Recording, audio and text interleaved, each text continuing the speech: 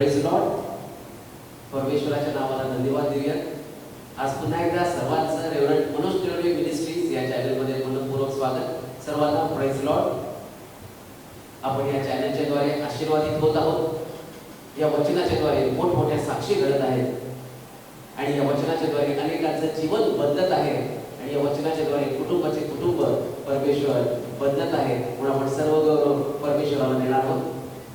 जर अजून देखील तुम्ही रेव्हरंड मनोज तिळवडे मिनिस्ट्रीज या चॅनलला लाईक केलं नसेल तर आपण लवकरात लवकर या चॅनलला लाईक करूया, सबस्क्राईब करूया. त्या ठिकाणामध्ये एक बेलचं चिन्ह आहे, एक बेलचं आयकन त्या ठिकाणामध्ये आहे, ते आपण प्रेस करूया.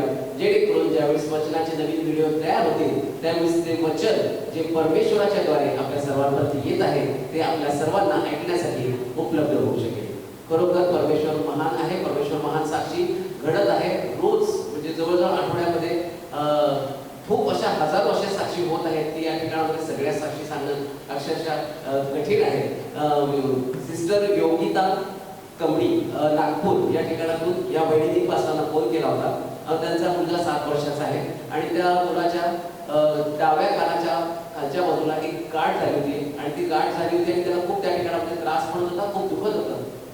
त्यांनी पासताना फोन केला आणि पासताना त्या मुलासाठी प्रार्थना केली आणि परमेश्वराने अद्भुत कार्य सिस्टर योगिता कमळी यांच्या 7 वर्षाच्या मुलाच्या जीवनामध्ये केलं आणि ती गाठ पूर्णपणे त्या ठिकाणातून निघून गेली आणि त्याचा होणारा त्रास देखील अद्भुतरित्या नाहीसा झाला. म्हणून आपण सर्व गौरव देणार आहोत आपल्या जिवंत परमेश्वराला.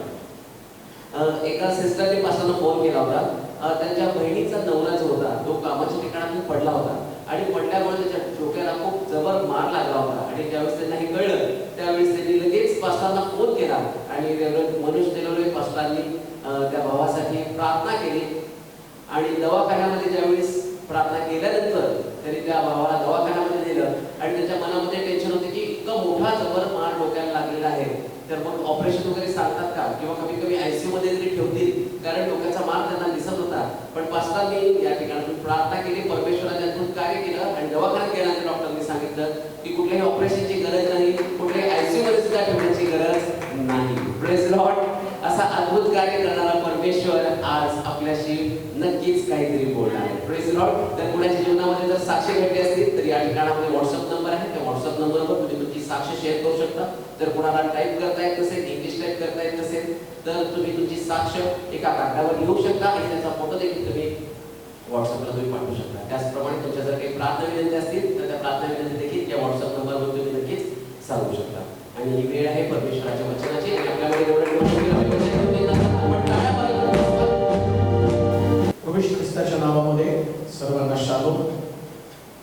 आभार मानतो आजच्या दिवसाबद्दल. जो अद्वितीय परमेश्वर आमच्यामध्ये अनेक प्रकारच्या साक्षी निर्माण करत आहे, असंख्य साक्षी. आणि त्या साक्षी सुद्धा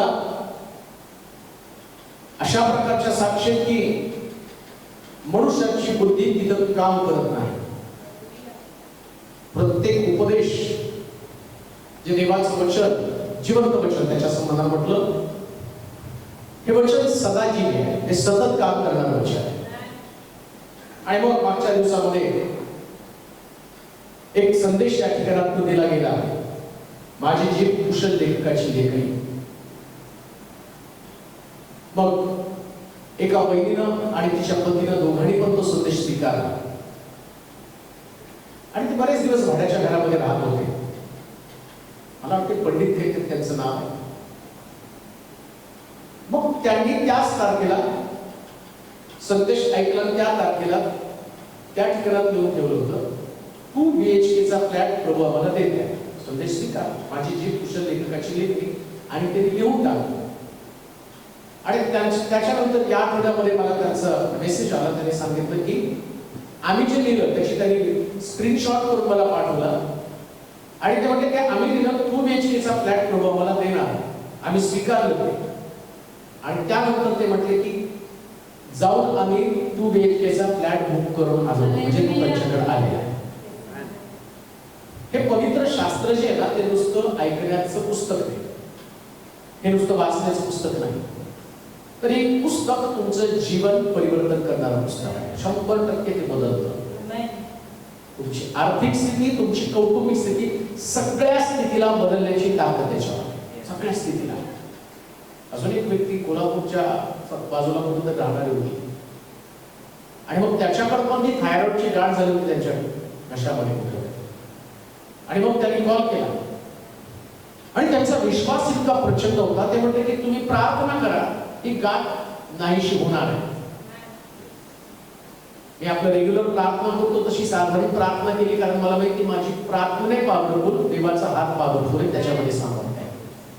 आणि मग प्रार्थना केल्यावर ते दवाखान्यामध्ये गेले आणि डॉक्टरने त्यांना सांगितलं की तुमची थायरॉइडची गाठ डिसअपिअर झाली, नाहीशी झालेली. हे प्रभू करू शकतो, सर्व काही शक्य आहे.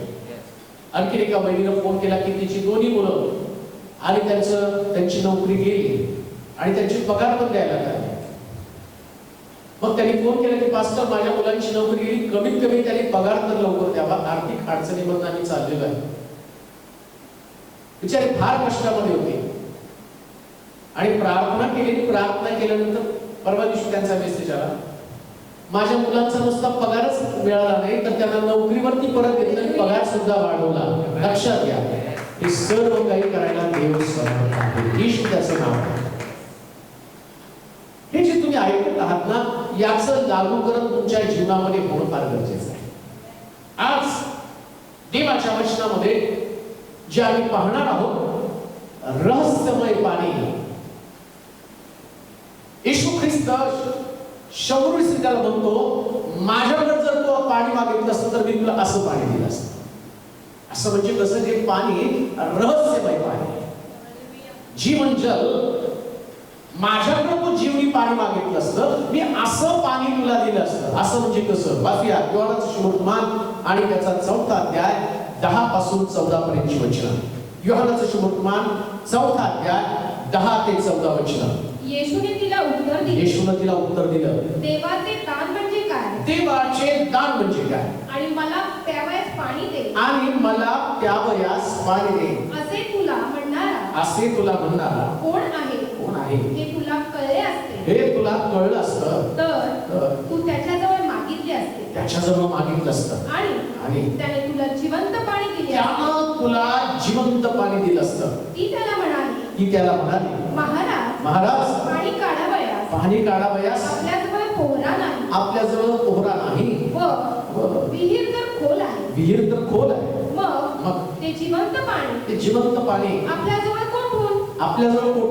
आमचा पूर्वज याकोब याने ही विहीर आम्हास दिली. तो स्वतः त्याचे मुलगे व त्याची गुरेढोरं हिचे पाणी पीत असत. त्याच्यापेक्षा आपण मोठे आहात का? येशूने तिला उत्तर दिलं, जो कोणी हे पाणी पिईल त्याला पुन्हा तहान लागेल, परंतु मी देईन ते पाणी जो कोणी पिईल त्याला कधीच तहान लागणार नाही. जे पाणी मी त्याला देईन त्याच्यामध्ये सार्वकालिक जीवनासाठी उकळत्या पाण्याचा झरा असं होईल.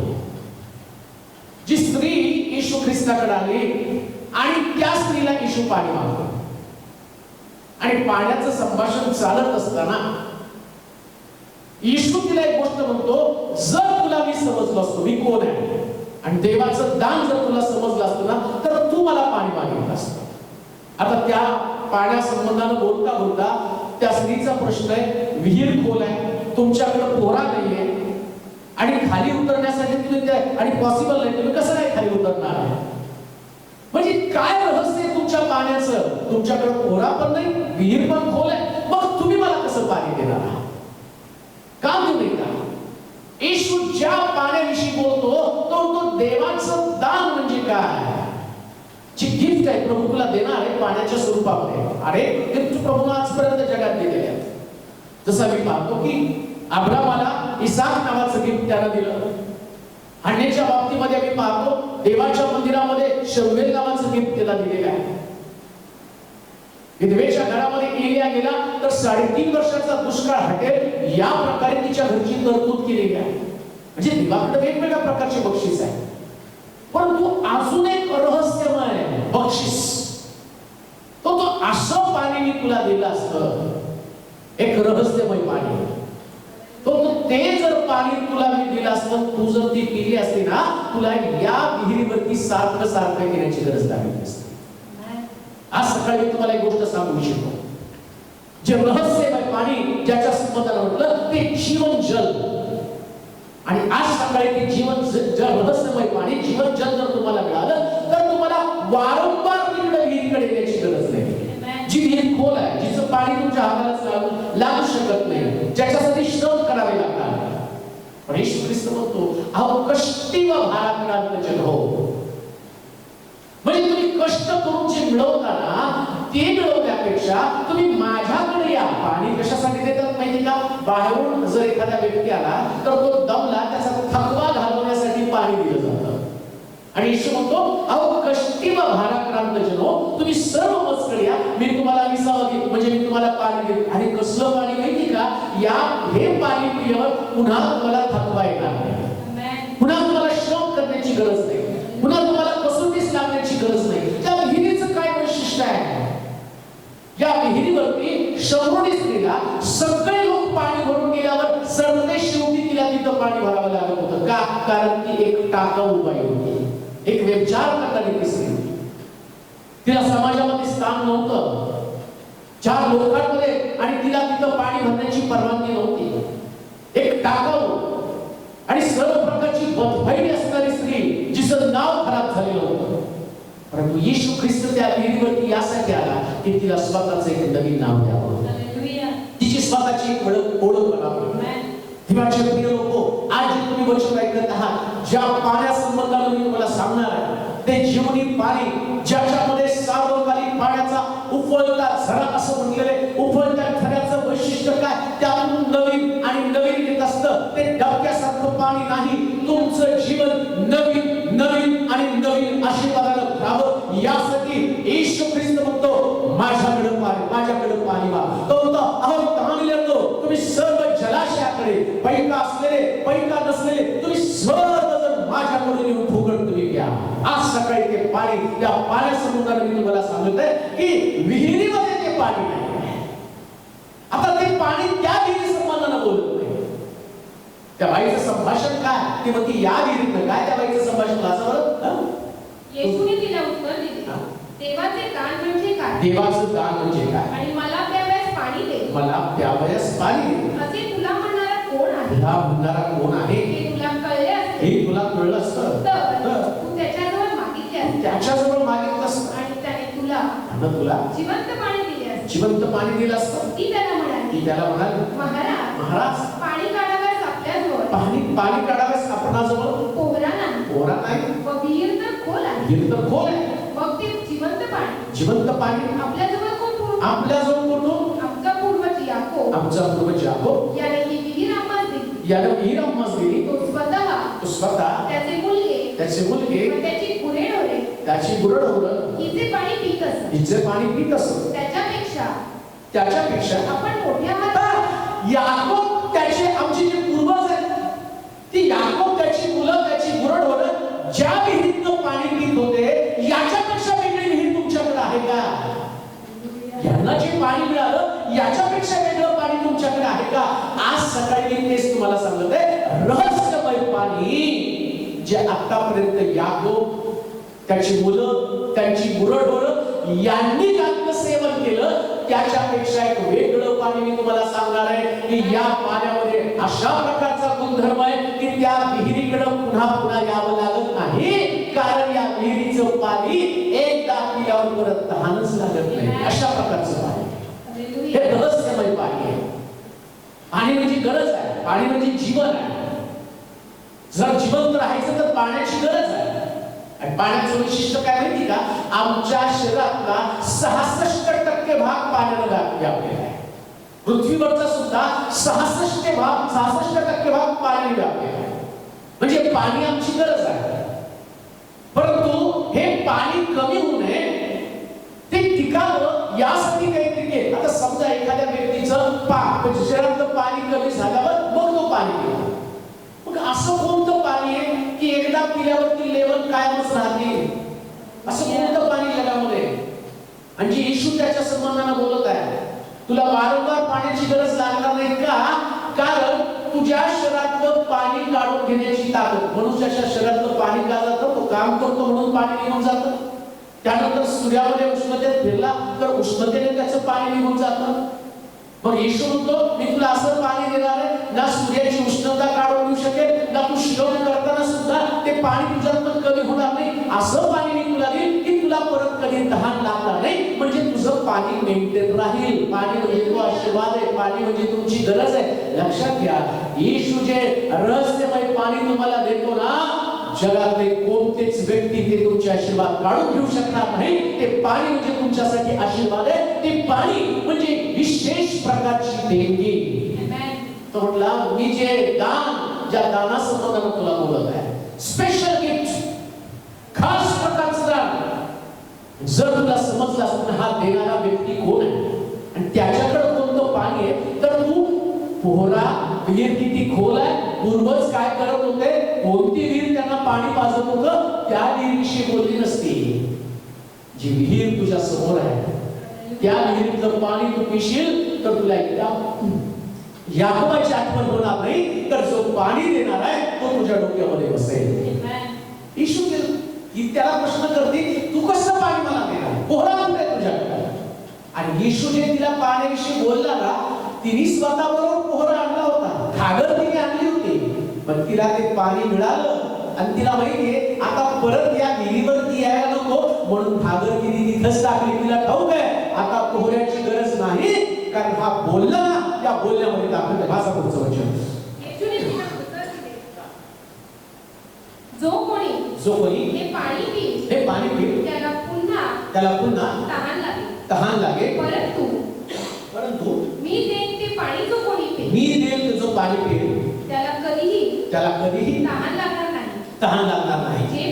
जे पाणी त्याला देईल मी त्याला देईन ते ते त्याच्यामध्ये सार्वकालिक जीवनाचा उबळत्या पाण्याचा जरा असे होईल. येशू म्हटला, मी जे पाणी देणार आहे ना, ते सार्वकालिक जीवनाचा. सार्वकालिक म्हणजे जोपर्यंत तुझं जीवन आहे, जे संपत नाही, जे कधी नष्ट होत नाही. तुझ्या जीवनामध्ये जी तुझी कमतरता आहे, ही कमतरता नष्ट करण्यासाठी, म्हणजे वारंवार त्यातून पाणी यावं. बघा, जे पाणी पितो तो पाणी आतमध्ये पिल्यावर आतमध्ये झरा तयार होणार आहे, उबळत्या पाण्याचा झरा. या पाण्याचं वैशिष्ट्य काय? मी तुला आता ज्या आधी तो म्हणतो ना, तुला परत विहिरीवर येण्याची गरज नाही, याचा अर्थ काहीतरी ईश्वर वेगळं सांगायचं. ते जिवंत पाणी तुझ्यामध्ये आणि तिथून ते झरे फुटतील, मग त्याच्यामुळे तुझी पाण्याची गरज भागणार आहे. आणि ती गरज भागत असताना एक गोष्ट तुला सांगतो, ती सार्वकालिक गरज असणार आहे. सार्वकालिक गरज भागणार आहे. रोज रोज तुला नव्या आणि गोष्टीची गरज लागणार आहे. एकदा दिलं की कायमचं, एकदा मिळालं की कायमचं. मग कोणतं असं पाणी आहे? बायबल वाचलं तर आम्हाला कळतं, देवानं त्याच्या लोकांना विशेष प्रकारचं पाणी दिलेलं आहे आणि त्यांचं जीवन बदललं. त्यांची एकंदरीत असणारी जीवनशैली बदलली. मरता मरता त्यांना जीवन दिलं. आणि आज सकाळी मी तीच गोष्ट तुमच्यासाठी तुम्हाला सांगत आहे. अशा गोष्टीविषयी मी तुमच्यासाठी बोलत आहे की येशू ज्या पाण्यासंबंधाने बोलला, ते पाणी आमची गरज बनणं गरजेचं आहे. वाचा उत्पत्तीचं पुस्तक 21वा अध्याय 14 पासून 20 पर्यंतची वचनं. रहस्यमय पाणी अशा पद्धतीने प्रभू आम्हाला पाजतो. उत्पत्तीचं पुस्तक 21वा अध्याय 14 ते 20 वचनं. नंतर अब्राहमाने मोठ्या पहाटे सुटून भाकर व पाण्याची मसक आणून हागारीच्या खांद्यावर ठेवून आणि तिचा मुलगा तिच्या हवाली करून तिला रवाना केलं. ती निघून बैरशेबाच्या रानात भटकत राहिली. मस्केतील पाणी संपल्यावर तिने त्या मुलाला एका झुडपाखाली टाकलं आणि ती बाणाच्या टप्पा इतकी दूर जाऊन त्याच्यासमोर बसली. कारण ती म्हणाली, आपण आपल्या मुलाचा मृत्यू पाहू नये. आणि ती त्याच्यासमोर बसून हंबरडा फोडून रडू लागली. देवाने मुलाची वाणी ऐकली व देवाच्या दूताने आकाशातून हाक मारून हागारेला म्हटलं, हागारे हागारे तू कष्टी का कष्टी का येऊ नको येऊ नको, कारण मुलगा आहे मुलगा आहे ते तू देवानं त्याची वाणी ऐकली आहे. त्याची वाणी ऐकली आहे. उठ उठ मुला सुचलून आपल्या हाती घट्ट धर. आपल्या हाती घट्ट धर. त्याच्यापासून मी एक मोठे राष्ट्र निर्माण करेन. एक मोठं राष्ट्र निर्माण करील. मग देवाने तिचे डोळे उघडले. देवानं तिचे डोळे उघडले व पाण्याचा झरा तिच्या दृष्टीस पडला.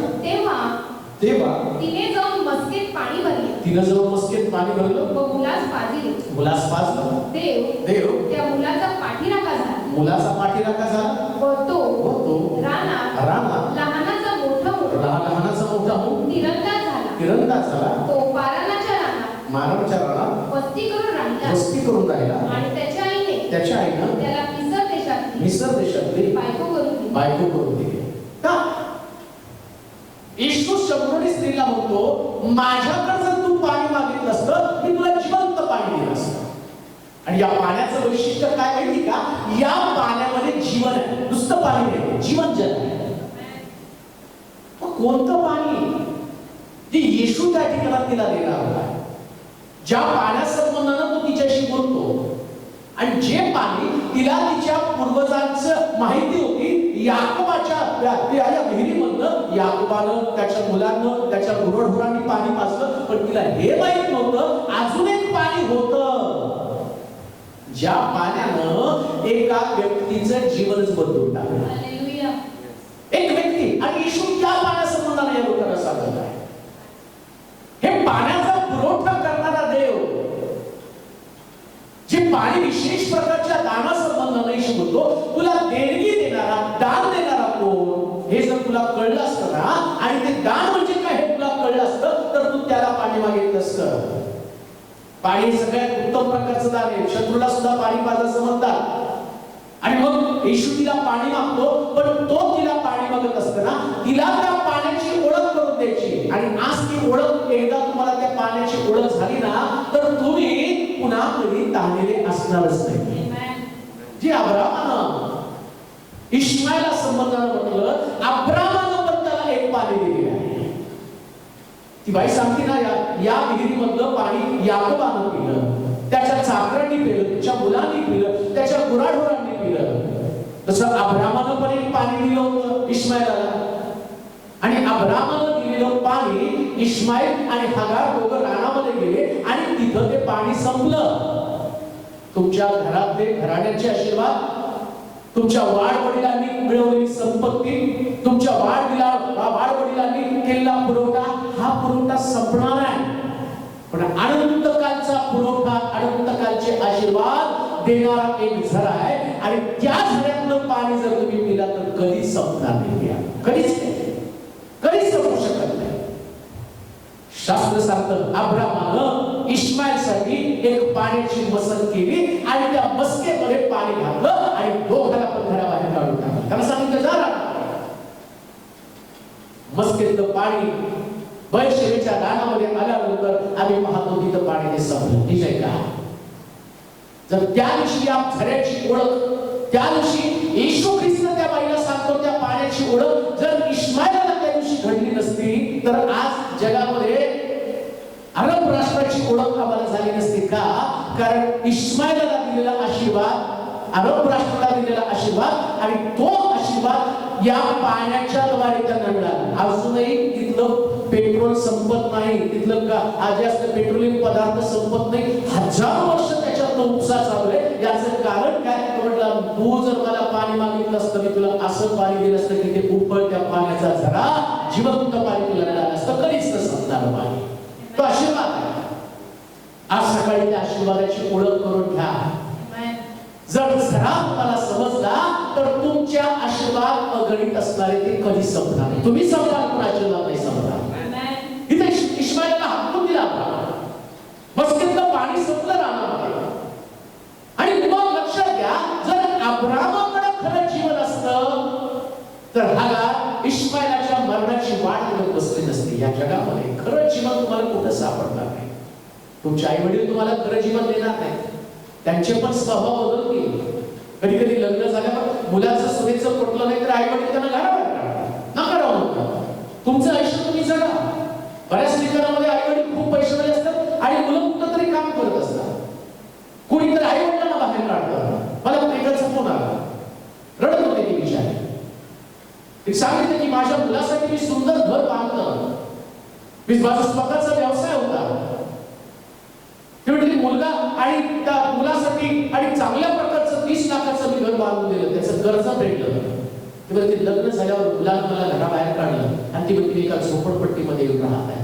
असं माझ्यासाठी प्रार्थना करा, कारण जी तुमची तरतूद आहे त्याच्यामध्ये जीवन नाही, पण येशू म्हणतो मी जे तुला पाणी देईल याच्यामध्ये जीवन आहे. हे सगळे तुमचे तात्पुरते असणारे आधार आहे, हे तुम्हाला काढून टाकते.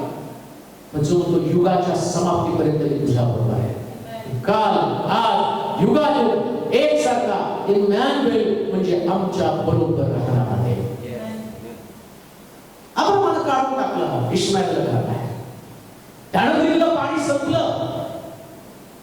तुमचे आई वडील शिक्षण तुम्हाला देतील, त्यांनी कमवलेलं थोडीशी पैसे तुम्हाला देतील, पण तो तुम्हाला आयुष्यभर पुरणार नाही. पण सृष्टीचा निर्माण करता जो देव आहे त्याचा पुरवठा अगणित आहे, अगणित आहे, अगणित आहे. त्याच्यासारखा पुरवठा कोणाकडे नाहीये, म्हणून त्याच्याकडे पाणी मागणं गरजेचं आहे. पाणी संपलं आणि हगारीनं त्याला एका झुडपाखाली टाकून दिलं आणि झुडपाखाली टाकल्यावर ते झुडूप प्रभू येशू ख्रिस्त आहे. ते जळत होतं. वधस्तंभावरती जसा प्रभू येशू ख्रिस्त यातना भोगत होता तसं हे झुडूप जे आहे ते झुडूप जळत, आणि जसं मोशेला पाहिलं की त्या डोंगरावरती झुडूप जळत होतं, तो दर्शन देतो आणि ते झुडूप दुसरं तिसरं काही नसून ख्रिस्त आहे, येशू ख्रिस्त आहे, यातना स्वीकारणारा ख्रिस्त आहे. आणि आता सुद्धा रानामध्ये एका झुडपाखाली त्या ठिकाणी इश्माईल येऊन पडला आणि आम्ही पाहतो हगारेच्या मस्केतलं पाणी संपलं. आता येशू जी गोष्ट शमरुडीला बोलत होता तो त्या ठिकाणी झुडपाखाली असणाऱ्या इश्माईलला म्हणतो, काळजी करू नकोस, तू त्या पाण्याकडे पाहू नको, आता मी जे तुला पाणी देणार आहे या पाण्यामध्ये आशीर्वाद आहे. तुझ्या बापाने जे पाणी दिलं ते संपलं, त्याच्यामध्ये मरण आहे. शास्त्र सांगतं हगार म्हणती याचं मरण मी माझ्या डोळ्यानं पाहू नये. कारण की नाही का जगामध्ये तुमचे प्रिय लोक, तुमची आई, तुमचे वडील, तुमचा मुलगा, तुमची मुलगी, तुमची सून, तुमची नातवंड फक्त तुमचा मृत्यू पाहतील, पण मृत्यू दूर करणारा फक्त प्रभू येशू ख्रिस्त आहे. कारण त्यानं तुमच्या आणि माझ्यासाठी वधस्तंभावरती मृत्यू स्वीकारला. तो रहस्यमय पाणी देताना आणि ते पाणी तो तू जर मला पाणी मागितलं मी असं पाणी तुला देईन, परत तुला कधी तहान लागणार नाही, परत तू कधी तुझ्या डोळ्यामध्ये अश्रू असणार नाही. शास्त्र सांगतं शेवटचं इश्माईल रडला झुडपाखाली आणि तिकडं झुडपात रडलं. देवानं पाहिलं आणि परमेश्वर त्याच्याशी बोलू लागला, तो हगारे कष्टी का आणि संपलं म्हणून कष्टी अस. आज तुमच्याकडचा सगळा पुरवठा संपला असेल म्हणून तुम्ही कष्टी आहात, काळजी करू नका. रहस्यमय पाणी तुमच्या समोर उभं आहे, तो झरा उभळत्या पाण्याचा झरा. तर तो अब्रामाकडे पाहू नकोस, जिथून तुला घराबाहेर काढलं त्या ठिकाणाकडे पाहू नकोस. आपले शास्त्र सांगतं देवाला तिचे डोळे उघडले. आज तुमचे डोळे उघडू द्या. ज्या अब्रामानं इश्माईल जन्माला घातला त्याच अब्रामानं इश्माईलला रानात मरणासाठी सोडून दिलं. इश्माईल रानामध्ये झुडपाखाली आल्यावर देवानं त्याला सोडलं नाही. शास्त्र सांगतं परमेश्वर हगारेला म्हटला, हगारे कष्टी का. आज बरं वचन देवानं मुलाची वाणी ऐकली, मुलाची वाणी ऐकली. देवाच्या दूतानं आकाशातून हाक मारून हगारेला म्हटले, म्हटलं हगारे तू कष्टी का भिवू नको, कारण मुलगा आहे ते तो देवाने त्याची वाणी ऐकली आहे. हा उठ, मुला सुचलून आपल्या हाती घट्ट धर, त्याच्यापासून मी एक मोठे राष्ट्र निर्माण. हा झरा पृथ्वीला पडण्याच्या अगोदर येशू जसं शमरुडीला म्हणतो देवाचं दान काय, पाणी मागणारा कोण आहे हे तुला समजलं असतं तर तू त्याच्याकडे पाणी मागितलं असतं. इथं पाणी संपल्यावर इश्माईल देवाकडे पाणी मागतो आणि परमेश्वरानं त्याला असा आशीर्वाद दिला. बायबल सांगतो तो म्हटला ह्याच्यापासून एक मोठं राष्ट्र निर्माण करेल. हेच पाणी आहे, हे रहस्य राष्ट्रांचे आशीर्वाद तुम्हाला देणार आहे. राष्ट्र तुम्हाला अंकित होतील. का अंकित नाही का? जिथं मरण आहे तिथून एक नवीन सुरुवात आहे. परंतु त्याच्यासाठी तुम्हाला त्या पाण्याकडे जाणं गरजेचं आहे ज्या पाण्यामध्ये इतिहास बदलण्याची ताकद आहे, ज्या पाण्यामध्ये तुमचं मरण आणि तुमच्यापासून दूर करण्याची ताकद आहे, ज्या पाण्यामध्ये तुम्हाला बदलण्याची ताकद आहे, जे पाणी तुम्हाला उफळत्या पाण्याचं झरा म्हणतं आणि अशा प्रकारचं पाणी. आणि शास्त्र सांगतो तो रडल्यावर देवाचा दूत तिला बोलला, रडू नकोस, कष्टी होऊ नकोस. आज सकाळी मी तेच तुम्हाला सांगत आहे, डोंट बी पॅनिक, घाबरू नका, कष्टी होऊ नका, कारण ते पाणी वचनाच्या रूपानं तुमच्याकडे आहे. देवाकडे प्रोव्हिजन आहे, देवाकडे तरतूद आहे, या पाण्याकडे सगळा पुरवठा आहे. रडू नका, पुन्हा एकदा देवाकडे पहा. देवाकडे पाहिल्यावर हे पाणी तुमच्या नजरेला येईल आणि पाणी तुमच्या नजरेला आल्याबरोबर आशीर्वाद तुमच्या नजरेला येतील. असे आशीर्वाद ते काढून घेण्याची ताकद तुझ्याकडे नाही. बरोबर होतं इशारा. पण मस्केतलं पाणी, अब्रामाचं पाणी संपल्यावर देवानं त्याचं पाणी देखील आलेलं. लक्षात घ्या, जरा तुमचं पाणी संपू द्या, तुमचा अनुभव तुम्हाला येऊ द्या. तोपर्यंत माझा मुलगा, माझी मुलगी, माझा अमका, माझं तमकं, हे सगळं माझं माझं करत बसता. मराठीत एक म्हण आहे, माझं माझं कवाड होतं. काय उपयोग आहे? सगळ्याला बाजूला करा, देवाला प्रथम स्थान द्या, त्याच्याकडनं पाणी प्या. त्याच्याकडनं पाणी पिल्यावर शास्त्रामध्ये तुमची नोंद होती. इस्माईल मरणार होता, पण इस्माईल पवित्र शास्त्रामध्ये आला. कारण बनवलं काय काय, मरू नका. असं जिवंत पाणी तुमची वाट पाहते. ईश्वर म्हणतो माझ्याकडे पाणी माग. प्रभूला म्हणा, तुमच्या प्रभू तुझ्याकडचं पाणी मला दे. इस्माईलला जसं पाणी दिलं आणि त्याच्यापासून राष्ट्र निर्माण केलं. काय केलं वाचा बरं, नुसतं या पाण्याने काय त्याची परिस्थिती बदलली ते आम्ही पाहणार आहोत. देवाने मुलाची पाणी ऐकली व देवाच्या दूताने आकाशातून हाक मारून हगारेला म्हटले, म्हटलं, हगारे तू कष्टी का भिऊ नकोस, कारण मुलगा आहे ते तू देवाने त्याची पाणी ऐकली आहे. उठ, मुला उचलून आपल्या हाती घट्ट धर, त्याच्यापासून मी एक मोठे राष्ट्र निर्माण करीन. मग देवाने तिचे डोळे उघडले व पाण्याचा झरा तिच्या दृष्टीस पडला. तेव्हा तिने जाऊन मस्केत पाणी भरले व मुलास पाजले. आता मुलाला पाजल्यावर काय घडलं? त्या मुलाचा पाठीराखा झाला. हे पाणी कोणतं? येशू देतो. ते पाणी जो कोणी पेटून देतो ना, त्याचं काय रूपांतर होतं? देव त्याचा पाठीराखा बनतो. आता देवच तुमच्या पक्षाचा, मग तुम्हाला विरोधी कोण? देवच तुमच्यावर. म्हणून रहस्यमय पाणी, मला तू पाणी माग. दान म्हणजे काय तुला जर कळालं असतं आणि तू जर मला पाणी मागितलं असतं ना, मी तुला असं पाणी दिलं असतं. कसं पाणी? देव तुझा पाठीराखा होईल असं पाणी.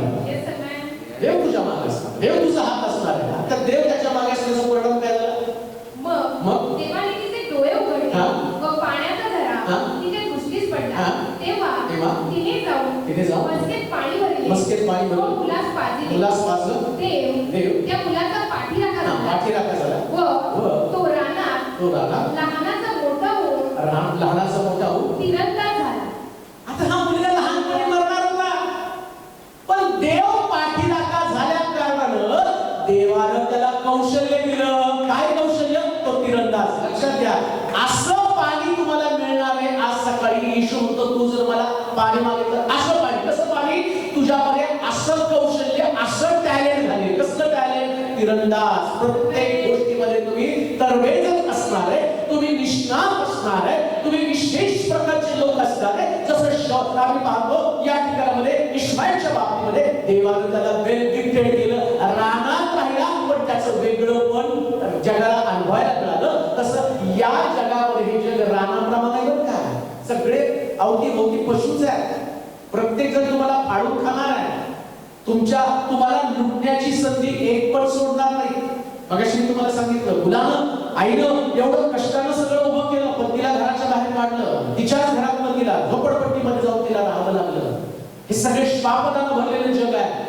या श्वाप असणाऱ्या जगामध्ये तुम्हाला जर टिकायचंय तर तुम्हाला देवाच्या मदतीच्या हाताची गरज आहे. आणि देव तुम्हाला तिरंदाज बनवेल. तुमच्या शत्रूचा वेग घेऊन तुम्हाला उभं करण्याचं काम फक्त देवच करणार आहे. आणि म्हणून येशू म्हणतो तू मला पाणी माग, मी तुला मुद्दामून पाणी मागेन का, तर तू माझ्याकडे पाणी मागावं. इश्माएलाची गरज या पाण्याने भागवली आणि या पाण्यानं इश्माएलाला स्वतःचं अस्तित्व दिलं. आज सगळे मी तुम्हाला एकच गोष्ट सांगत आहे, लक्षात घ्या, जर तुम्ही हे पाणी घ्याल, पाणी म्हणजे स्वतः प्रभू येशू ख्रिस्त आहे, याला जर तुम्ही आतमध्ये घ्याल तर तो येशू तुमची वेगळंपण या जगाला दाखवून देईल. या जगामध्ये तुम्ही सामान्य लोक राहणार नाही, प्रतिभावंत आणि निष्णात अशा प्रकारचे लोक राहाल. तुमचं वेगळंपण असणारच आहे, तुमचं वेगळंपण असणारच आहे. जगाला तुम्ही ओळखाल आणि जग तुम्हाला ओळखेल.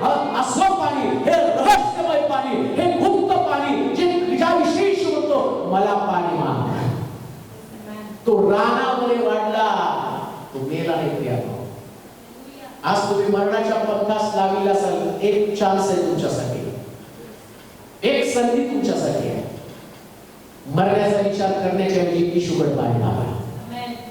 तू मला पाणी मागितलं असतं, तुला असं पाणी दिलं असतं, पुन्हा तुला कधी लहान लागलं असतं. कशाला मारता, कशाला विचार करता मरण्याचा? सगळं संपलंय ना. संपलं ही तुमच्यासाठी आनंदाची बातमी आहे, कारण आता उफळत्या पाण्याचा नवीन झरा प्रभू तुम्हाला देणार. अजून एक वचन वाचूया, शास्त्रीय पुस्तक 15 अध्याय 16 ते 20 वचन. रहस्यमय पाणी, जीवनी पाणी. तू जर मला पाणी मागितलं असतं, तुला असं पाणी दिलं असतं, तुला परत कधी तहान लागली नसती. शास्त्रीय पुस्तक 15 अध्याय 16 ते 20 वचन.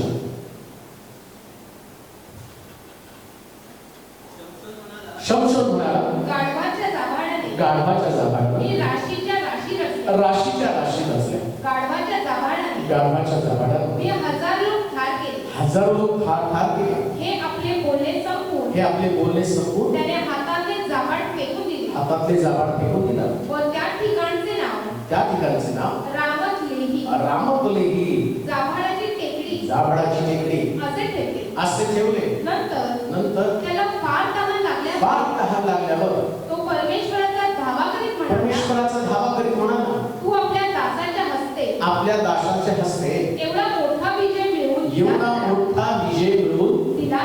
दिला खरा. पण मी आता तहानेनं तडफडून मरावे आणि बेसुन्नत लोकांच्या हातून पडावे काय. तेव्हा परमेश्वराने लेही येथे एक झरा खोदला आणि त्यातून पाणी वाहू लागलं. ते पाणी पिऊन त्याच्या जीवात जीव आला व तो ताजा तवाना झाला. यावरून त्याचे नाव त्याने एन हक्कोरे, धावा करणाऱ्यांचा झरा असे ठेवलं. तो अद्याप लेहीत आहे. फलिस्त्यांच्या आमदानी 20 वर्ष शमशोनानं इस्रायलाचा न्यायनिवाडा केला. पहिल्या ठिकाणात पाहिला इश्माएल मरता देवानं हागारेच्या दृष्टीला एक झरा पाठवला, तिच्या दृष्टीला तो झरा पडला. इथं इश्माएल मरणार होता, त्यानं देवाकडे आरोळी केली. येशू ख्रिस्त शमशोनीला म्हणतो, तू मला पाणी माग, मी असं पाणी दिलं असतं की ते पाणी तुला सार्वकालिक पाण्याचा उबलत्या पाण्याचा झरा दिला असता. आणि तुला जर पाणी मागणारा कोण हे समजलं असतं, तू त्याच्याकडे पाणी मागितलं. परंतु या लोकांनी देवाचं वचन, कदाचित शमशोनीला पापामुळे ते वचन वाचलं नसेल, बायबलचा इतिहास त्यांनी वाचला. आणि तुमच्या आणि माझी परिस्थिती हीच आहे. आम्ही नेहमी जगातलं पाणी पिण्याचा प्रयत्न करतो. बऱ्याच लोकांचा डायलॉग असतो, मी 12 गावचं पाणी पिलेलं आहे, म्हणजे तो एक नंबरचा लुच्चा माणूस आहे. 12 गावचं पाणी पिलेलं आहे. 12 गावचं पाणी पिऊन नंतर तू मरायला लागल्यावर तुला पाणी पाजणार पण कोणी नसतं. कारण का ज्या पाण्यासंबंधाने तुम्ही बोलता आणि ज्या पाण्यासंबंधाने येशू बोलतो, या पाण्यातला फरक तुम्हाला कळलं पाहिजे. तुमचं पाणी आणि येशू देतो ते पाणी, याच्यामध्ये फरक आहे. शमशोन रामातलेही या ठिकाणामध्ये आला. हजारो परिस्थिती गाढवाच्या जाभाड्याने त्यांनी मारले, म्हणजे तो प्रचंड ताकदवान होता. दुसऱ्या भाषेमध्ये असेल, अशा व्यक्तीचं ते दर्शक आहे ज्याच्याकडे प्रचंड ताकद आहे. कुणाकडे पैशाची ताकद आहे, कुणाकडे शारीरिक ताकद आहे, कुणाकडे आपल्या बुद्धीची ताकद आहे, आणि मनुष्य याच ताकदीच्या बळावरती या जगामध्ये विजय मिळवत असतो. पण एक क्षण असा येतो की त्या क्षणाला तुमचा प्राण निघून जातो का काय तुम्हाला असं वाटतं? काही लोक बिझनेस मध्ये फेल होतात, काही लोक चांगलं शिक्षण घेऊन अतिशय प्रचंड बुद्धिमत्ता असताना सुद्धा त्यांच्याकडे नोकरी नसते, शेवटी ते सुसाईड करतात. काही लोकांकडे पैसा असून तो पैसा त्यांना उपयोगी पडत नाही, कोणीतरी त्यांना लुबाडतं, त्यांचा पैसा काढून देतो. सगळी तुमची ताकद कुचकामी आहे.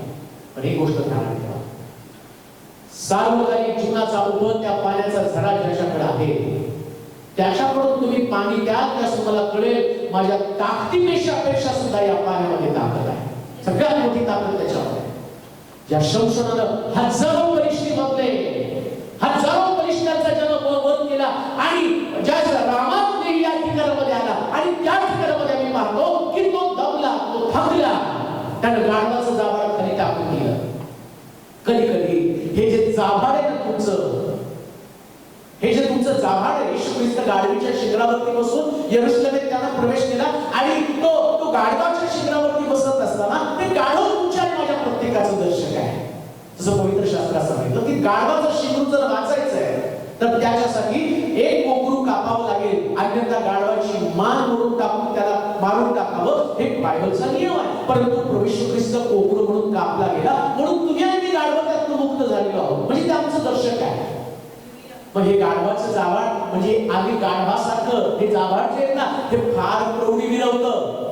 मी हे केलं, मी ते केलं, मी एवढं शिक्षण घेतलं, मी असा बिझनेस करतो आणि एवढी माझी ओळख आहे आणि मी अशा प्रकारचं माझं राहणीमान आहे, हे माझं स्टँडर्ड आहे, ते माझं स्टँडर्ड. काही तुमचं स्टँडर्ड नाही. तू जर मला पाणी मागितलं असतं तर मी तुला असं स्टँडर्ड दिलं असतं की त्या स्टँडर्डला कोणी पोहोचू शकलं नसतं. तसं दावीद होतं, त्यानं मला डोळीतून काढून राहते तसं. त्याच्यासारखं स्टँडर्ड कोणाकडेच नाही. का माहिती का? कारण दाविदाच्या मुलात येशूचा जन्म आणि दाविदाचं कुळ शेवटच्या क्षणापर्यंत राजाचंच कुळ आहे, कारण शेवटचा राजा प्रभू येशू ख्रिस्त आहे. त्याच्यानंतर कोणीच राजा नसणार जगात. तेव्हा मला एक स्टँडर्ड मिळेल. हे जाभाड फेकून द्या या जाभाडाच्या टेकडीकडे आणि आम्ही पाहतो त्यानं ते रामातलेही म्हणजे जाभाडाची टेकडी, कारण ते आपले जाभाड जे गाढवाचं जाभाड तिथे खाली टाकून दिलं आणि या टेकडीवरती एक उफळत्या आणि झरा त्याच्या दृष्टीस पडला. त्या झराचं पाणी पिला आणि शास्त्र सांगतो तो ताजा तावाना झाला. जो शमशोन मरणार होता तिथं असं गेलं. त्याच्यानंतर 20 वर्ष त्यांनी शास्त्र म्हणून त्या ठिकाणात काम केलं. लक्षात घ्या, जे येशूकडे जे पाणी आहे ना हे पाणी पिल्यावर तुमचं मरण तुमच्यापासून लांब पळतं आणि तुमचं जे आणि तुमचं पद, तुमची जी जागा आहे, जसा शमशोन शास्त्र होता तर त्याचं शास्त्रेपद आणखी 20 वर्ष वाढलं. देवाचे प्रिय लोक, तुमच्या जीवनातलं आणि तुम्हाला जर आशीर्वाद वाढते राहायला पाहिजे आणि उबलत्या पाण्याच्या झऱ्याप्रमाणे आशीर्वाद राहायला पाहिजे तर तुम्हाला त्याच झऱ्यामध्ये जावं लागणार आहे. जसं येशू म्हणतो, माझ्याकडे तू पाणी मागितलं असतं, मी तुला असं पाणी दिलं असतं. कसं पाणी? शमशोनाला त्यांनी पाणी दिलं. कोणतं पाणी? जे पाणी संपलं नाही, 20 वर्ष अजून त्याला शास्त्रीय पदावरती त्याला ठेवलं. तुमची नोकरी धोक्यात आहे का? तुमचा बिझनेस फेल्युअर होतोय का? तुम्हाला मृत्यूची भीती वाटत आहे का? तुमचं आयुष्य जर वाढवायचं असेल, तुमच्या बिझनेस मध्ये तुम्हाला पुढे जायचं असेल, तुमची नोकरी तुम्हाला टिकवायची असेल, इकडचं तिकडचं पाणी पिऊ नका. प्रभू येशू ख्रिस्त म्हणतो, माझ्याकडे जे गुप्त पाणी ते पाणी मी तुला देईन, ते पाणी पी. ते पाणी जर पिशील, तसं शमशोन त्यानं 20 वर्ष राज्य केलं, तसं तुमची नोकरी तुम्ही टिकवून ठेवा, तुमचे आशीर्वाद तुम्ही टिकवून ठेवा, तुमचा अभिषेक तुम्ही टिकवून ठेवा. सेवेमध्ये तुम्ही हागेला आहात का? हताश निराश झालेला आहात का? तुम्हाला वाटतं का पुढे काही घडू शकत नाही? परंतु ज्याची मी सेवा करतो त्याच्या संबंधानं हमखास 100% मी तुम्हाला सांगतो, गिव्ह अप करू नका, सोडून देऊ नका. फक्त एकदा प्रभूकडे पहा. शमशोन त्यानं एवढे मोठे विजय मिळवले, परंतु अंतिम समय आला, त्यानं देवाकडे पाहिलं आणि परमेश्वरानं त्याच्यासाठी रामामध्ये आणि त्या ठिकाणामध्ये रामातलेही या ठिकाणामध्ये त्याला पाण्याचा झरा मिळाला. काय रामातलेहीचं वैशिष्ट्य आहे? की जावळाची टेकडी असं म्हटलंय त्याच्या संबंधात. इथून कुठून पाणी आलं? येशू ख्रिस्ताला नेमकं काय सांगायचं होतं त्यांना? देवाला कोणती गोष्ट प्रकट करायची होती? आज या वचनाच्या द्वारे प्रभू आमच्या जीवनामध्ये काय प्रकाश आणतो? थोडंसं हे बायबल किती सुंदर अद्भुत पुस्तक आहे, किती सिक्रेट, किती रहस्य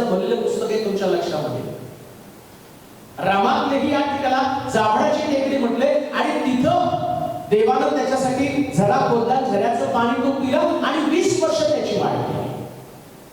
येशू ख्रिस्त सुद्धा त्याला वधस्तंभ गुलगुता टेकडीकडे घेऊन गेले आणि गुलगुता टेकडीचं वैशिष्ट्य काय माहिती का? त्याला म्हटलं कवटीची जागा. ही जाभाडाचं ठिकाण किंवा जाभाडाची टेकडी त्याला म्हटले. आणि येशू ख्रिस्ताला वधस्तंभ दिलं. ती टेकडी कोणती? गुलगुता टेकडी. आणि त्या टेकडीचं नाव काय? त्याला म्हटलं जाभाडाची टेकडी किंवा त्याला म्हटलं कवटीची जागा, म्हणजे मनुष्याची कवटी. इथं पण कवटी, तिथं पण कवटी आहे. मग या इथंच पाणी आलं कुठून? काय प्रभूला दाखवायचं होतं? येशू जे शंभरला सांगतो तीच गोष्ट या जुन्या करारातून नव्या करारामध्ये बोध करत आहे. बरोबर, त्या टेकडीवरती ख्रिस्ताला लटकवलं कवटीच्या जागेवरती. आणि कवटीच्या जागेवरती गेल्याबरोबर काय घडलं माहिती का? त्या ठिकाणी येशू ख्रिस्त वधस्तंभ लटकवला आणि त्याच्या कुशीमध्ये भाला घुसकला आणि त्याच्यातनं रक्त आणि पाणी बाहेर पडलं. मग तो स्त्रीला म्हणतो, त्या शंभरीला, मला जर तू पाणी मागितलं असतं, असं पाणी तुला दिलं असतं की तुला परत कधी तहान लागली नसती. आणि ते सार्वकालिक जीवनाचं पाणी तुला देणार आहे. सार्वकालिक जीवन, नुसतंच पाणी देत नाही. या पाण्याचं रहस्य काय माहिती का? माणसाच्या जीवनामध्ये ज्या पीडा आहेत ना, सगळ्या पीडा, सगळे त्रास कशामुळे? मनुष्य करत असलेल्या चुकांमुळे. पाप करतो, पापाचा दंड त्याला भोगावा लागतो. आणि जोपर्यंत पाप क्षमा मिळत नाही ना, तोपर्यंत दंडापासून सुटका नाही. रक्त सांडावंच लागतं. रक्त सांडल्याशिवाय पाप क्षमा होऊ शकत नाही. म्हणून त्या ठिकाणी येशूनं नुसतंच पाणी दिलं नाही, तर रक्त आणि पाणी दोन्ही पण दिलं. म्हणजे काय? रक्ताच्या द्वारे पाप क्षमा आणि पाण्याच्या द्वारे असणारे आशीर्वाद. मग त्यानं काय केलं? गुलगुता टेकडीवरती आपल्या कुशीमध्ये भाला घोसकला आणि या कुशीतनं रक्त वाहिलं, पाणी वाहिलं. आणि आता तो आम्हाला काय सांगतो माहिती का? तुमच्या सगळ्यांची पापाची क्षमा झाली. आता पाप क्षमा झाली तर यातून असणारं पाणी तुम्ही घ्या. असं पाणी की परत तुम्हाला कधी तहान लागणार नाही. सार्वकालिक जीवन. संशयाला तेच पाणी झालं. जिथं तो मरणार होता रमातही या ठिकाणामध्ये काय लिहायचं मला त्याला फार तहान लागल्यामुळे तो परमेश्वराचा धावा करीत म्हणाला, तू आपल्या दासाच्या हस्ते एवढा मोठा विजय मिळवून दिलास खरा. एक गोष्ट ध्यानात ठेवा, कोण व्यक्ती पाणी मागू शकतो आणि कोणाला तो झरा दृष्टीला पडतो? ज्याच्याकडे ती भावना आहे. कोणती भावना? हा विजय मी मिळवला नाही, या विजयाचं श्रेय प्रभू तुला आहे. कोणाला पाणी मिळणार आहे? सगळ्यांना नाही पाणी मिळत. या स्त्रीला त्यांना तोपर्यंत पाणी नाही, ती सगळ्या धार्मिक गोष्टी करायला लागली. तुमचे पूर्वज, आमचे पूर्वज या विहिरीतनं पाणी पित होते. या विहिरीमधनं याकोबाने त्याची मुलं पाणी पिले, याकोबाची सगळी जनावरे इथंच पाणी पिले. हा फापट पसरा मांडत बसू नका. पहिली गोष्ट एक ध्यानात ठेवा, तुम्हाला पाण्याची गरज आहे आणि हे पाणी फक्त प्रभूच देणार आहे. बस. किती प्रार्थना केल्या, काय काय केलं, आम्ही तरुण असताना काय केलं, एकेकाळी मी किती प्रार्थनेत होतो. एक पूर्वजांचं लटकं भाषण बंद करा. एकच गोष्ट प्रभूला सांगा, आजपर्यंत जे पराक्रम मी केलेले आहेत ना, फक्त तुझ्यापुरते. आज मी आहे, माझी नोकरी, माझं घर, माझं लक्झरी, हे फक्त तुझ्यामुळे मिळालं. हे प्रभू समोर कबूल करा. तुम्हाला ज्ञान पण देवानं दिलेलं आहे. कसा मी पाहतो या रानामध्ये इश्माएलाला त्यानं तिरंदाज बनवलं. या जगामध्ये देवानं तुम्हाला तिरंदाज बनवून पाठवलेलं आहे. त्या देवाची कृपा तुमच्यावरती आहे. पण अजून तुम्हाला पुढे जायचं असेल ना, तर फक्त त्याला पाणी मागा. शमशोनाला कबूल केलं, देवा आतापर्यंत विजय मिळवला, पण आता मी म्हणत आहे, सर तुम्हाला पाणी दिलं नाही, मला ताजं तवानं केलं नाही ना, या बलिष्ठांच्या हाती सापडून मी मरून जाणार. हजारो लोक मारले. त्याच्यामध्ये ती भीती आली की आता मी म्हणणार, लक्षात घ्या, जगात फार मोठे विजय तुम्ही मिळवत आलेला असाल. तुमचं वय 30 वर्ष असेल, तुमचं वय 40 वर्ष असेल, तुमचं वय 20 वर्ष असेल, कुणाचं 50 असेल, कुणाचं 60 वर्ष असेल. परंतु आता विश्लेषण करा, अंतर्मुख होऊन तुम्हाला देवाची गरज आहे, त्या पाण्याची गरज आहे. कारण ते पाणी रहस्यमय पाणी आहे. याच्यानंतर काय घडणार आहे तुम्हाला माहित नाही, पण पाणी जर तुम्ही पिला तर तुम्ही ताजतवाने बनणार आहे. निराशा निघून जाणार आहे, खिन्नता निघून जाणार आहे,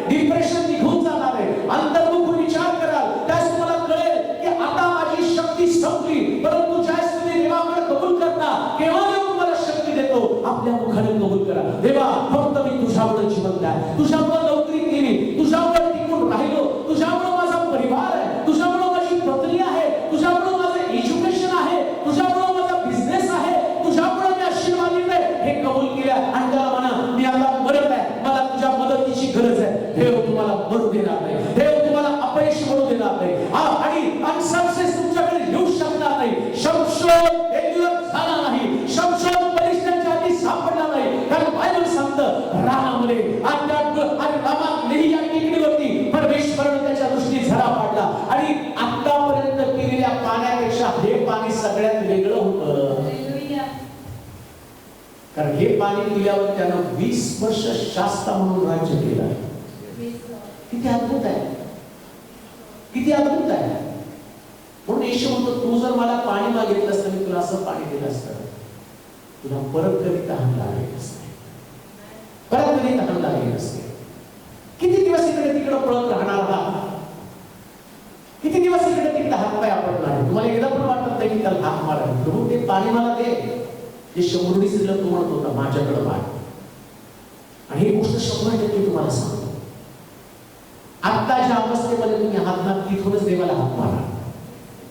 जास्त अवस्था खराब होण्याची वाट बघू नका, जास्त परिस्थिती बिघडण्याची वाट बघू नका, त्याच्यातच हात मारा. इथून एक नवीन सुरुवात होणार का? 100% एक नवीन सुरुवात होणार. तो अभिषेक, ते विशेष प्रकारचं दान तुमची वाट पाहत आहे. तो विशेष दान काय? दान म्हणजे काय तुला कळलं असतं, पाणी मागणारा कोण आहे हे तुला कळलं असतं तर तू त्याला पाणी मागितलं असतं. हेच मी तुम्हाला सांगतो, जिथं तुम्ही आहात तिथून फक्त त्याला ओळखा.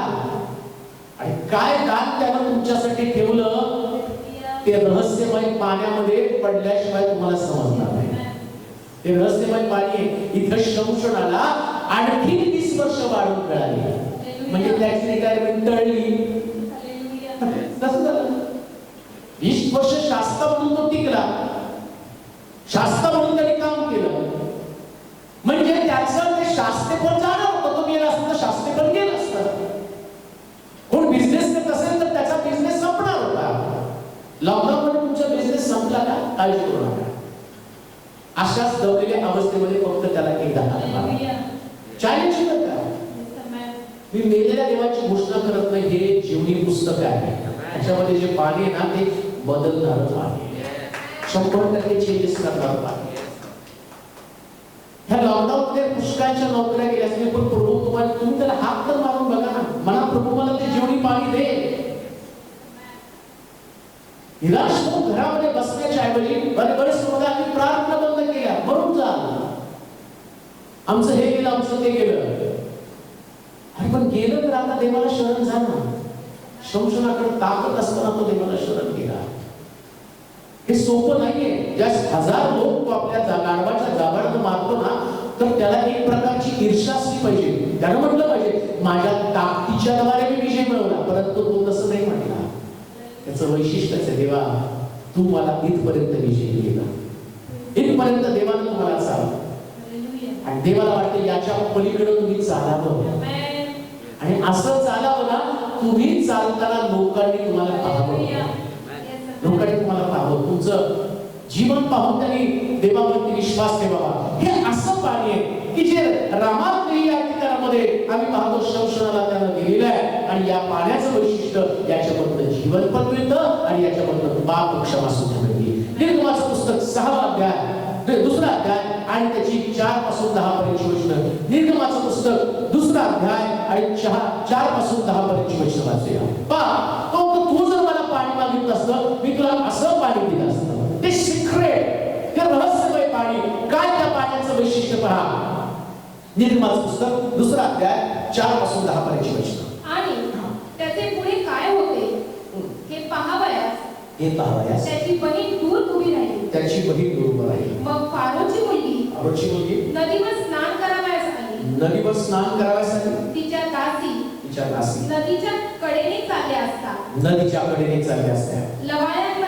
लवाळ्यांमध्ये तो पेटारा तिच्या नजरेस पडला. तो आणावयास तिने आपल्या एका दासी सांगितले. जास्तीत सांगितलं तो उघडून पाहता तिच्या दृष्टीस ते बालक पडलं आणि पहा तो मुलगा रडत होता तिला त्याचा त्याला कळवळ आला व ती म्हणाली हे कोणातरी इब्राचे बालक आहे. तेव्हा त्या बालकाची बहीण फारोच्या मुलीस म्हणाली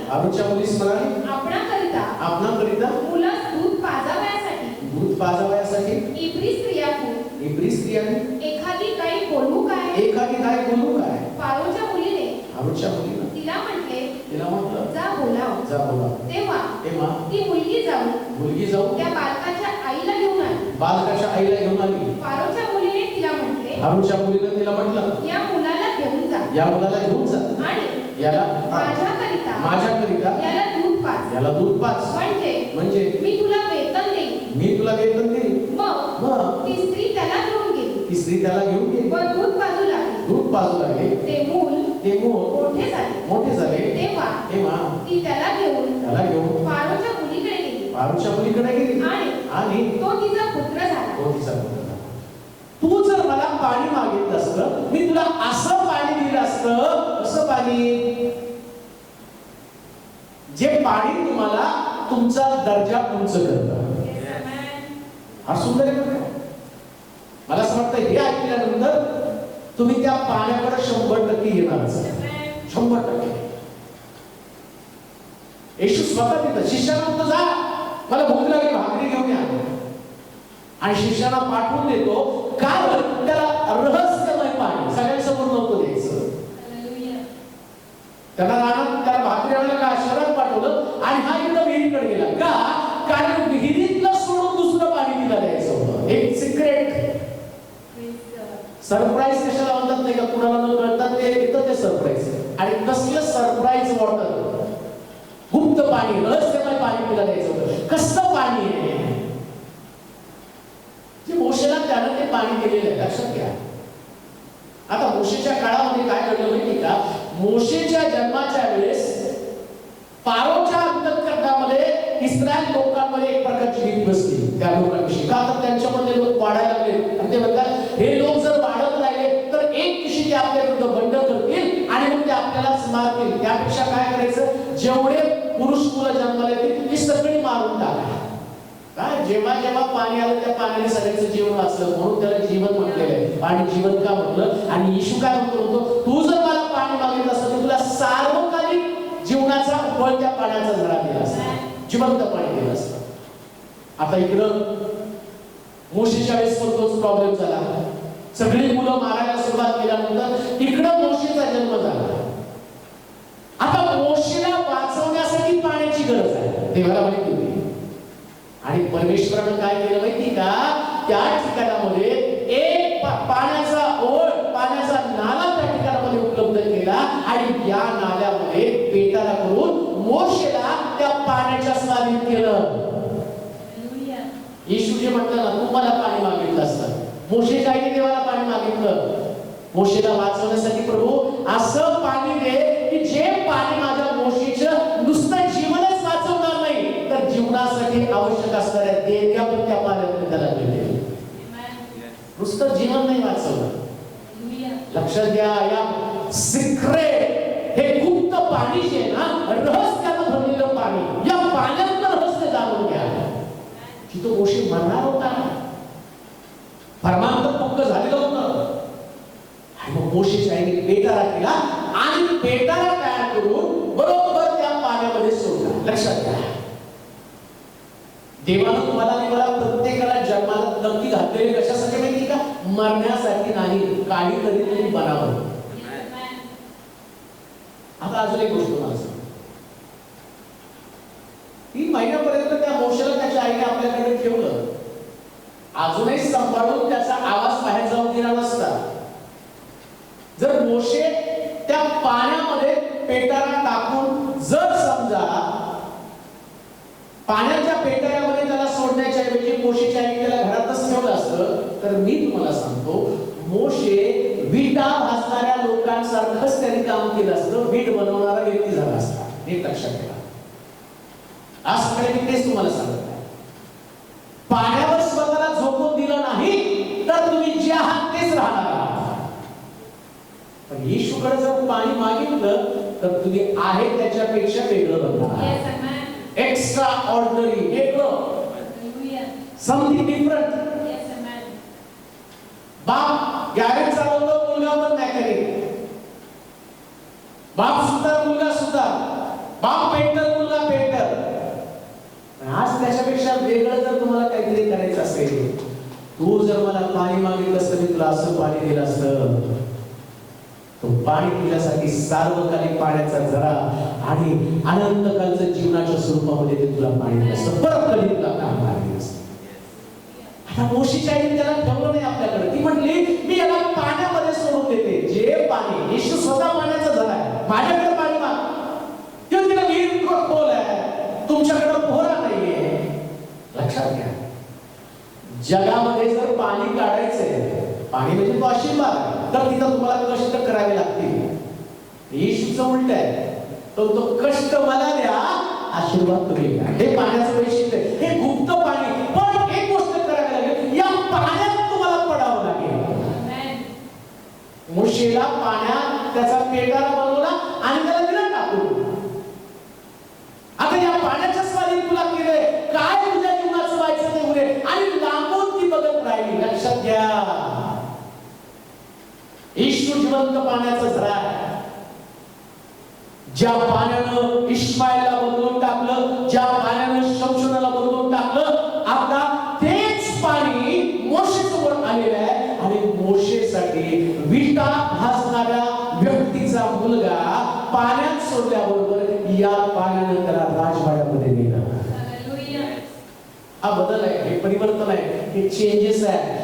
हे पाणी ज्याला समजलं ना, तो व्यक्ती कधी खाली राहत नाही. कारण हे पाणी दिशा दाखवतं. तुम्ही खरे कोण आहात ती दिशा तुम्हाला दाखवणार आहे. तुम्ही या जगामध्ये गुलाम म्हणून, तुम्ही या जगामध्ये बेकार म्हणून जगण्यासाठी आला नाही. तुम्ही या जगामध्ये आर्थिक अडचणीमध्ये सापडणारे लोक, दरिद्री, उपासमारीने मरणारे, मरणाची शेवटची घटका भोसणारे असे लोक नाही. तुम्ही तर राजवाड्यामध्ये राजवैभव उपभोगण्यासाठी आला. तुम्ही आपल्या घरात राहण्याच्या ऐवजी, आपल्या सत्वामध्ये राहण्याच्या ऐवजी तुमचा मार्ग तुम्हाला समजावा, तुम्हाला कुठे जायचंय, तुम्ही कन्फ्यूज असाल, तुमचं जीवन कन्फ्यूज असेल, तुमच्या मुलांचं भविष्य याच्या संबंधाने तुम्ही कन्फ्यूज असाल, तुम्ही तुमच्याकडे ठेवू नका, या पाण्यामध्ये सोडून द्या. या येशूच्या हातामध्ये त्यांना सोडून द्या. लक्षात ठेवा, बायबल सांगतं मोशेच्या आणि मोशेच्या बाबतीमध्ये हे पाणी राजवाड्यामध्ये त्याला घेऊन गेलं. आणि एवढंच नव्हे, असं म्हणते वचन त्या मिरियमला काय सांगितलं त्याच्या बहिणीला, तो 5-6 वर्षाचा. मग फारोची मुलगी नदीवर स्नान करावयास आली. नदीवर स्नान करावयास आली. तिच्या दासी नदीच्या कडेने चालले असता लवाळ्यामध्ये तो पेटारा तिच्या नजरेस पडला. तो आणावयास तिने आपल्या एका दासीस सांगितलं. तो उघडून पाहता तिच्या दृष्टीस ते बालक पडलं. आणि तो पहा तो मुलगा रडत होता. तिला त्याचा कळवळा. इकडे इश्माईल पण रडत होता, इकडे मोशे पण रडत आहे पेटाऱ्यामध्ये. लक्षात घ्या, रडल्याशिवाय पण देवाचं लक्ष तुमच्याकडे जात नाही बरं का. मग खाऊन पिऊन देवा झोपताल प्रार्थना कराल तर तुम्हाला कोण नाही देणार. रस्ता भेट मागायला जावं लागलं. त्याच्यासाठी कुठे येते का लाशूर लागते. अण्णा परमेश्वराच्या मंदिरात रडली, इथूनही पाणी आलं. पाण्याचा संबंध नाही, डोळ्यातनं पाणी यायला पाहिजे, मग हे पाणी तुम्हाला जीवन देईल. तुम्ही पाणी काढत नाही, तुम्हाला कुठं पाणी येणार. देवासमोर रडावं लागतं. इश्माईल रडला, त्याच्या डोळ्यात अश्रू आले. मोशे रडला, मोशेचं रडणं त्याचा कळवळा त्या फारोच्या मुलीनं पाहिला. आता फारोचं फरमान होतं सगळे इगरी मारायचे, मग कसं काय तिच्या मनामध्ये कळवळा आला. असं लिहिलंय. याकोबानं सुद्धा रडून देवाची करुणा भागली आणि देवाने त्याला आशीर्वादित केला. रहस्यमय पाणी, मी तुझे अश्रू बुद्धीमध्ये साठवे. हे रहस्यमय पाणी देवाच्या मंदिरामध्ये गाळलेले अश्रू हे बुद्धीमध्ये साठवतील. हे अश्रू तुम्हाला काय बनवतील सांगता येत नाही. देवासमोर रडताना पण कधी कापू करू नका, मागात घेऊ नका, बिनधास्त राहा. कारण हेच अश्रू तुम्हाला एक दिवशी घेऊन जाणार आहे पूर्ण. अश्रू प्रभू पाहतो, देवाजवळ तुमची काकून प्रभू पाहतो. त्याच्या पुढचं थोडंसं मला वाचायचंय. हा, तो उघडून पाहता हा. तिच्या दृष्टीस ते बालक पडले. दृष्टीस ते बालक पडले. का त्या पाण्यामध्ये किती लोकांना आशीर्वाद आहे ते मला तुम्हाला सांगायचं. हा. आणि पहा तो मुलगा रडत होता. मुलगा रडत होता. तिला त्याचा कळवळा आला. त्याचा कळवळा आला. व ती म्हणाली हे कोणातरी इब्राचे बालक आहे. कोणातरी इब्राचे बालक आहे. तेव्हा त्या बालकाची बहीण फारोच्या मुलीस म्हणाली आपणाकरिता मुलास दूध पाजावयासाठी इब्री स्त्रियातून एखादी गाई बोलावू काय. फारोच्या मुलीने तिला म्हटले जा बोलाव. तेव्हा ती मुलगी जाऊन त्या बालकाच्या आईला घेऊन आली. फारोच्या मुलीने तिला म्हटलं या मुलाला घेऊन जा आणि माझ्याकरिता याला दूध पाज म्हणजे मी तुला वेतन देईन. या पाण्याने नुसतं मोशेचं जीवन बदललं नाही, तर मोशेच्या द्वारे त्याच्या नातेवाईकांना पण मोबदला मिळाला. याने पाण्यात टाकलं. आता एक गोष्ट तुम्हाला सांगतो, पाणी म्हणजे प्रभू येशू ख्रिस्त आहे. तुमची लेकरं, तुमचा भाऊ, तुमची बहीण, तुमचा पती, तुमची पत्नी, तुमचा मुलगा, तुमची मुलं या सगळ्याला तुम्ही येशूच्या स्वाधीन करा. त्याच्यामुळे तुम्ही आशीर्वादित होणार. तुमच्याकडे ठेवू नका. जर मोशेला त्या ठिकाणामध्ये आम्ही जर त्याच्या आईने जर त्याला त्या पाण्यामध्ये सोडलं नसतं तर यांना पगार मिळाला नसता. म्हणून कित्येक वेळा तुमचे आशीर्वाद का आणले, कारण देवाला वाटतं ते लेकरं तुमच्या हातात, देवाच्या हातात यावी, मग तुमचे आशीर्वाद मोकळे होतात. म्हणून लक्षात ठेवा, जीवनात सगळ्यात महत्वाची गोष्ट काय असेल तर देवच. एकच वचन वाचूया अजून. दुसरे राजे 2 अध्याय 19 पासून 22 पर्यंतची वचनं. या मोशेला राजकुमार बनवणार हे पाणी होतं. तसं तुमच्याही जीवनामध्ये जे आशीर्वाद तुमच्यासाठी मोकळे व्हायला पाहिजे तर त्याच्यासाठी तुम्हाला या पाण्यामध्ये पडावं लागतं. या पाण्यामध्ये राजवैभव, महानताचरण, भुज आणि रहस्य आहे. या पाण्यात मोशेला काढल्याबरोबर त्याचं भविष्य बदललं. तसं तुम्ही जर आपलं जीवन या पाण्यामध्ये सोडवाल तर तुमचं जीवन सुद्धा बदलणार आहे. आता चौथी गोष्ट मी वाचणार, दुसरे राजे 2 अध्याय 19 पासून 22 पर्यंतची वचनं. दुसरे राजे 2 अध्याय 19 ते 22 पर्यंतची वचनं.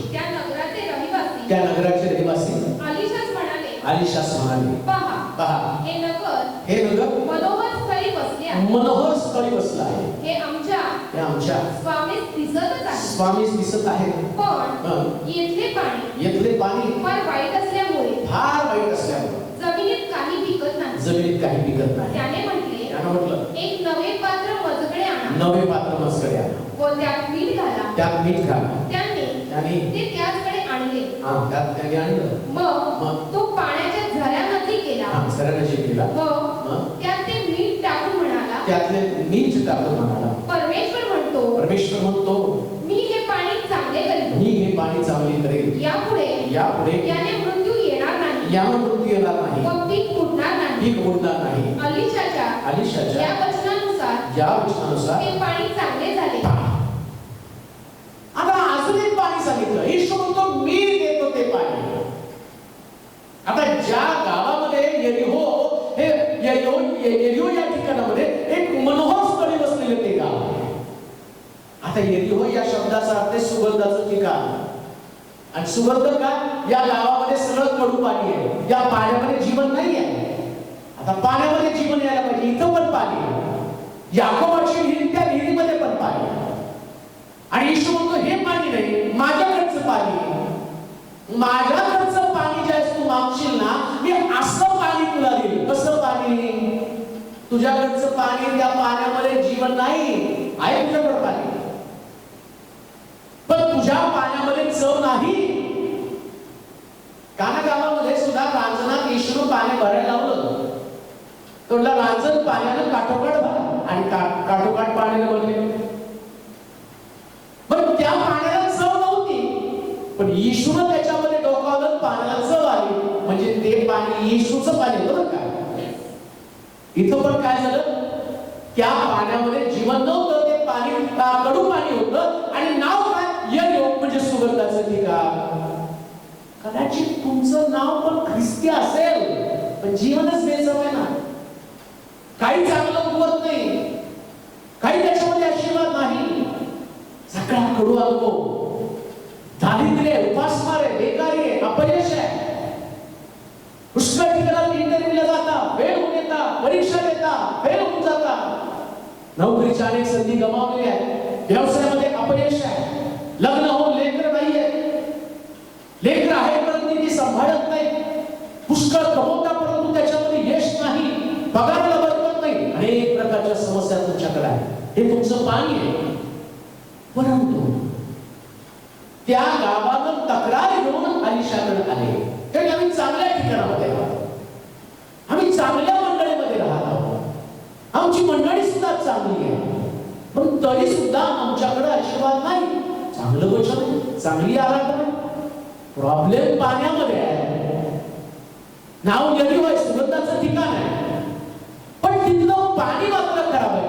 काय या पाण्यामध्ये कुठलं खराब पण त्याच्यामध्ये आहे? काय त्या पाण्यामध्ये जीवन नव्हतं? वाचा बरं ते वचन. त्या नगरचे रहिवासी अलिशास म्हणाले, पहा, हे नगर मनोहर स्थळी बसले आहे. मनोहर स्थळी बसले आहे. ते आमच्या स्वामीस दिसतच आहे. आमच्या स्वामीस दिसत आहे. पण येथले पाणी फार वाईट असल्यामुळे जमिनीत काही पिकत नाही. काहीच पिकत नाही. त्याने म्हटलं एक नवे पात्र मजकडे आणा व त्यात मीठ घाला. त्यांनी ते त्याचकडे आणले. त्याकडे आणलं. मग तो पाण्याच्या झऱ्यामध्ये गेला. झऱ्याची गेला व त्यात ते मीठ टाकून घातला. या पाण्याचं वैशिष्ट्य काय? याच्यामध्ये चांगलं काही पिकत नाही. मग का पिकत नाही? कारण त्याच्यात मीठ नव्हतं. क्षार असले पाहिजे का, मिनरल्स. आता बरेच मिनरल वॉटर पाहिजे, पण खरं मिनरल वॉटर मी तुम्हाला सांगणार, त्याच्यामध्ये ते मिनरल्स असल्याशिवाय पिकणार नाही. मग मिनरल्स कोणते कमी होते त्याच्यामध्ये? अलिशाकडे ते गारणं घेऊन गेले, आमचं पाणी खराब आहे आणि आता आमच्या पाण्यामध्ये चांगलं पिकलं पाहिजे. ऐका बरं, चांगल्या चर्चमध्ये जाता, चांगले उपासक, चांगली आराधना करता, पण त्याच्यात मिनरल्स नाहीत. जे पाणी तुमच्याकडे आहे ते पाणी तुम्हाला बरकत देत नाही, पुरवठा देत नाही, आशीर्वाद देत नाही. पण आता अलिशा म्हणजे तारण, अलिशाचं दुसरं नाव तारण आहे, आणि येशू ख्रिस्त म्हणजे पण तो तारणाराच आहे का? येशू ख्रिस्त तारणारा. या चांगलं काही पिकत नाही तुमच्या पाण्यामध्ये, आशीर्वाद येत नाही तुमच्या घरात, तुमच्या मंडळीमध्ये, तुमच्या कुटुंबामध्ये. त्या गारणं येशूकडे करा, येशूकडे गारणं करा. ते गारणंच करत नाही लोक. काय करतात? चर्च बदलतात. चर्च बदलू नका, गारणं येशूकडे करा. जिथं आहात तिथं देव मंडळीला बदलून टाकेल. आणि कसं बदलणार माहिती का? असं लिहिलंय, तो नवीन पात्र घेऊन या आणि त्या पात्रामध्ये थोडंसं मिळा. नवीन पात्र म्हणजे बदललेले लोक. मंडळीमध्ये परिवर्तित झालेल्या लोकांची गरज आहे. नवीन जीवन त्यांचं प्राप्त झालं पाहिजे, पश्चाताप त्यांनी केला पाहिजे. आणि पश्चाताप झालेले नवीन लोक, नवीन आलेले लोक, लक्षात ठेवा, नवीन लोक, नवीन पात्र म्हणजे नवीन लोक. आणि तो म्हटला थोडस या नवीन पात्रामध्ये मीठ आणा. आणि येशू शिष्याला काय म्हणतो? तुम्ही पृथ्वीचं. मग आता हे नवीन जन्म पावलेले लोक आणि विश्वासणारे लोक जे पृथ्वीचं मीठ आहे, येशूकडे कोणतं पाणी आहे? कोणतं? आणि पाणी आहे की जे पाणी त्या गावाला चांगली जमीन बनवणार आहे, पीक येणारी जमीन, आशीर्वाद आणणारी जमीन बनवणार आहे. कोणतं पाणी? ते पाणी नवीन जन्म पावलेले लोक आणि विश्वासणारे लोक यांची एकत्र संगती. हे दोघं ज्या चर्च मध्ये येतात ना, त्यास पाणी बदललं जातं. ते 14 मग जमीन आहे. म्हणून चर्च मध्ये चव कधी येणार आहे? तिथं नुसतंच मीठ नको आहे, नवीन पात्र पण पाहिजे. म्हणजे रोज नवीन लोक यायला पाहिजे. म्हणून ख्रिस्ताच्या तृतीयामध्ये प्रति दिवशी त्यांच्यामध्ये तारण पावत असलेल्या लोकांची हजारोच्या संख्येने भर पडत. आणि मग लोक त्यांना पाहून प्रसन्न असत. म्हणजे मनोहर झाले लोक. ते गाव मनोहर कधी बनलं? गाव कधी त्याचं स्वरूप बदललं? त्या